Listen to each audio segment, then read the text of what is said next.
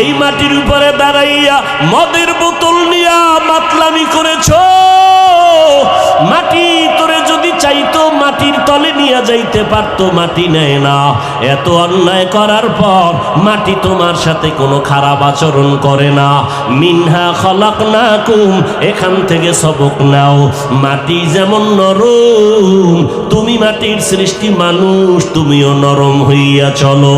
মান তাওয়াজা লিল্লাহ রাফাআহুল্লাহ। মাটি যদি নরম না হইতো তাহলে এত ফলের গাছ এই জমিনে হইতো না।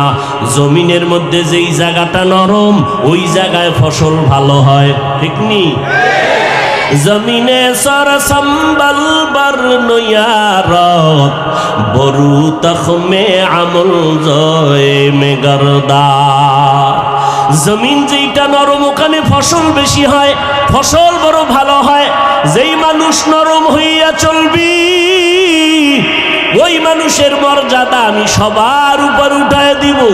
এরে মাটির মানুষ, মাটির মতো নরম হইয়া চলো।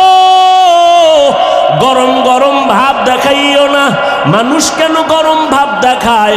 কয় গরম জিনিস ভিতরে আছে এই জন্য গরম ভাব।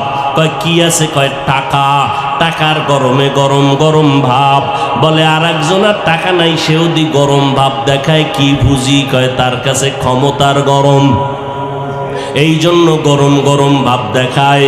কারুন ক্ষমতা টাকার গরমে ভাব দেখাইয়া মুসা নবীর সাথে বেয়াদবি করে ফেললো। আবারও দিক দিয়া মুসা নবীর সাথে বেয়াদবি করে ফেললো। নমরুদ বেয়াদবি করলো ক্ষমতার গরম দেখায়া ইব্রাহিম নবীর সাথে। আর একজনের টাকা নাই, ক্ষমতাও নাই, সে দেখি আবার গরম গরম ভাব দেখায়।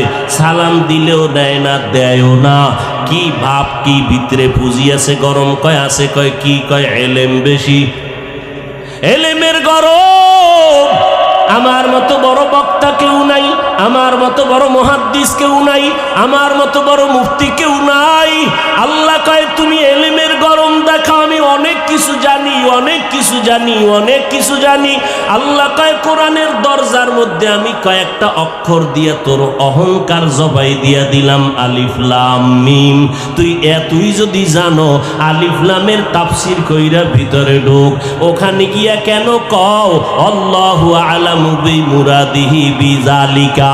আলিফ লাম মিমের বিষয় আমি কিছু বলতে রাজি না। আমার মাওলার রহস্য ভালো জানেন।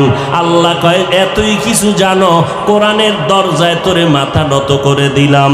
যদি নত হইয়া ঢুকো তো কোরআন থেকে বরকত পাবি। আর মাস্তানি যদি করো, আমি কারো